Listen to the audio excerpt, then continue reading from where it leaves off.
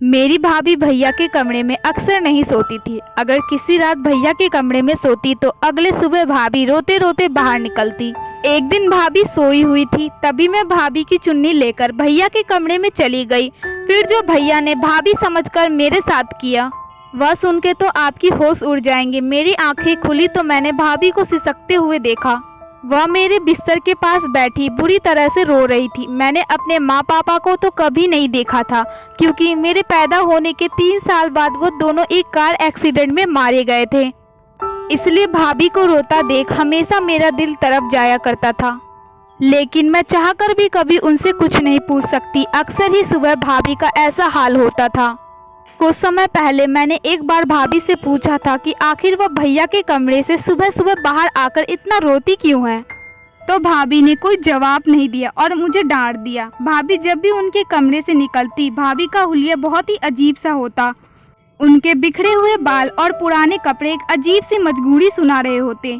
ये सिलसिला कुछ साल पहले ही शुरू हुआ था। जैसे जैसे मुझे होश आ रहा था, मेरे अंदर एक जुनून सा पैदा हो गया था कि मेरे भाई आखिर मेरी भाभी के साथ रात भर क्या करते हैं। इस सवाल ने मुझे बेचैन कर दिया था। मैं 16 साल की हो चुकी थी और अब बहुत सी बातें अच्छी तरह से समझने लगी थी।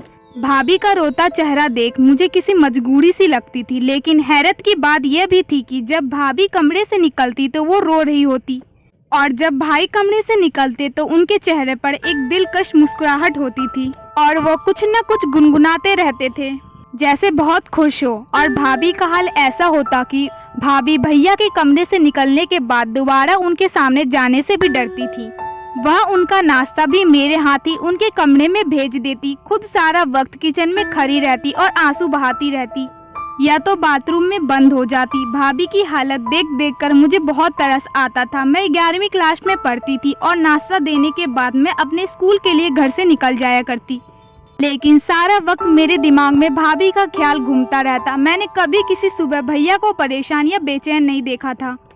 वह हमेशा ही बहुत खुशी से नाश्ता करने बैठते और उनका चेहरा बहुत खुश दिखता था, जबकि भाभी को देखकर ऐसा लगता कि किसी भी पल भाभी को कुछ भी हो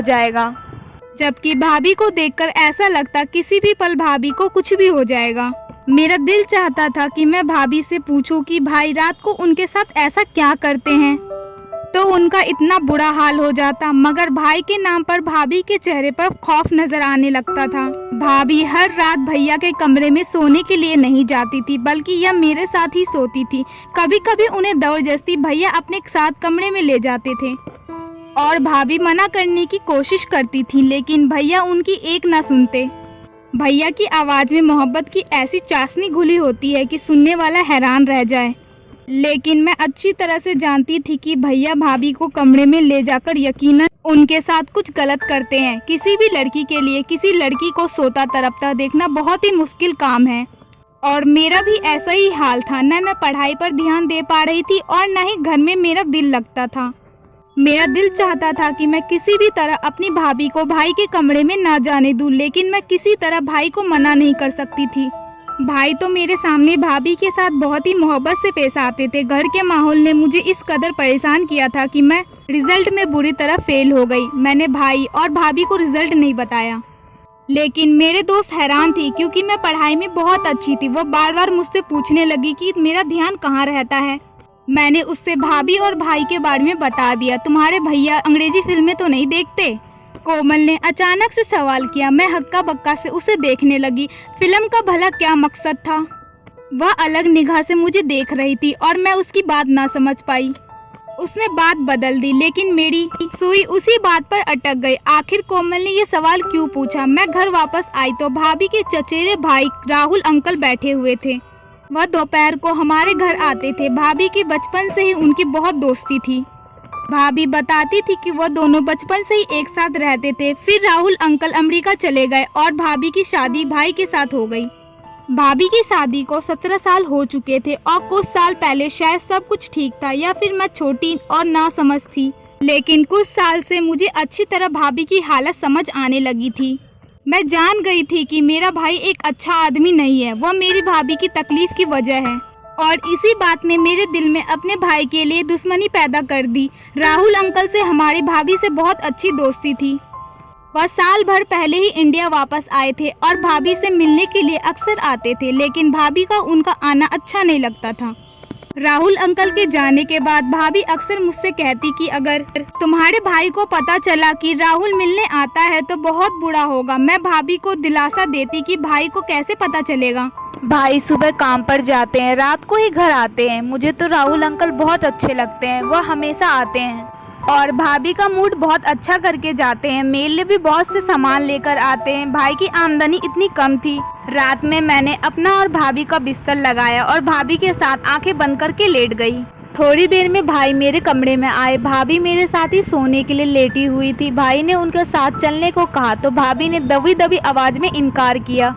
मैंने आंखें नहीं खोली थी। मैं सुनना चाहती थी कि भैया भाभी से क्या कहते हैं। चलना कोमल, मैं तुझे बिल्कुल तंग नहीं करूँगा, वादा। भाई की आवाज़ मेरे कानों में पड़ी जिसमें मोहब्बत की मिठास थी। मुझे नहीं जाना तुम्हारे साथ, तुम हमेशा ऐसे ही कहते हो।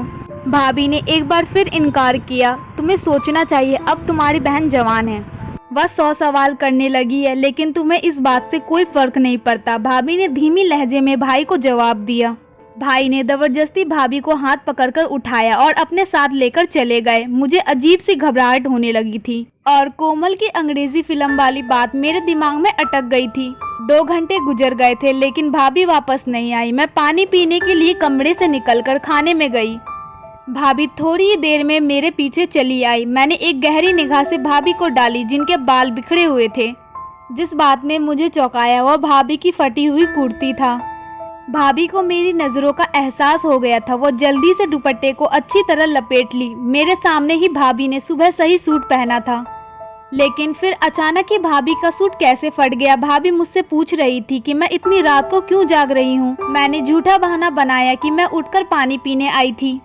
भाभी मेरे साथ वापस मेरे कमरे में आ गई। मैंने सोने के लिए आंख बंद कर ली, लेकिन मुझे भाभी की रोते हुई आवाज़ सुनाई दे रही थी। मेरा दिल चाह रहा था कि मैं उठकर अपनी भाभी को तसल्ली दूं और दिल में आए सारे सवाल को जवान पर ले आऊं, लेकिन मैं अपनी जगह खामोश पड़ी रही। भैया सुबह सुबह ऐसे तैयार होकर कमरे से निकले जैसे कोई हीरो हो। भाई की आमदनी कम थी, लेकिन भाई हमेशा खुश रहते, मुस्कुराते रहते, काम पर हमेशा ऐसे तैयार होकर जाते जैसे सेठ आदमी हो। मैंने उल्टा निगाह अपने भाई पर डाली जिससे मुझे आज भी नफरत महसूस हो रही थी। भाई के आगे नाश्ता रख के मैं स्कूल चली गई। सारे दिन स्कूल में भी मेरा दिमाग भाभी के फटे हुए सूट की तरफ था। स्कूल से वापसी पर मुझे राहुल अंकल मिल गए। मुझे देखते ही उन्होंने अपनी गाड़ी पर बैठा लिया। मैं बिन सोचे समझे उनकी गाड़ी में बैठ गई। राहुल अंकल ने गौर से मेरी तरफ देखा और कहने लगे कि मुझे बताओ तुम्हें क्या परेशानी है, तुम इतनी खोई खोई से क्यों रहती हो।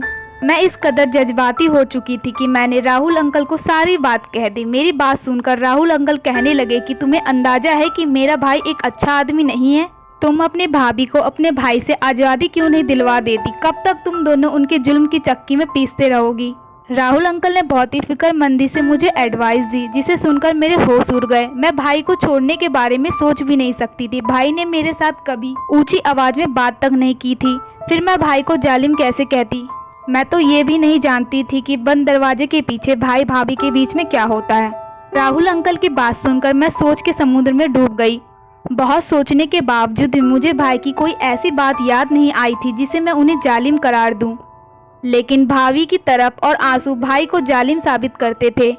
राहुल अंकल मुझे स्कूल से घर लेकर चले आए और खुद भी अंदर आ गए। भाभी हम दोनों को देखकर खुश हो गई थी। हमारे लिए फौरन खाना लगा दिया। मैं बहुत ज़्यादा थक गई थी, इसलिए सोने के लिए अपने कमरे में आ गई और राहुल अंकल भाभी के पास बैठे रहे।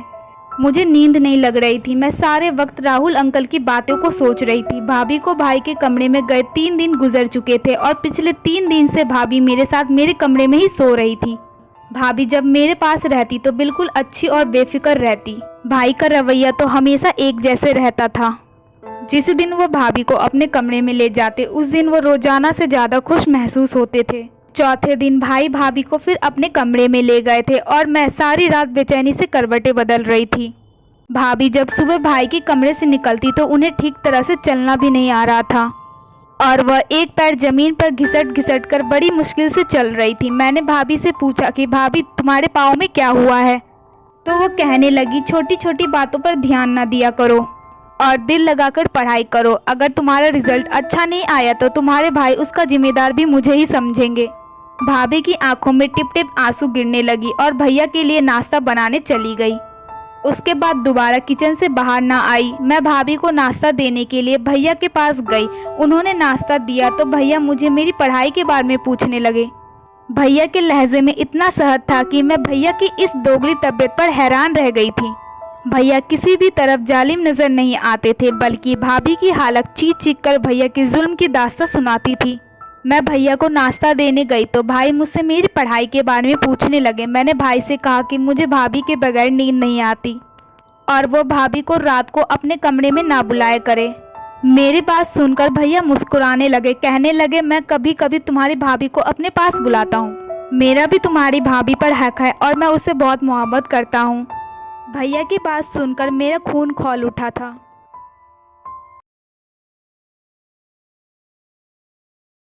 चैनल को और क्लिक कीजिए बेल आइकन पे, जिससे आपको मिल सके मेरी लेटेस्ट वीडियो की नोटिफिकेशन सबसे पहले।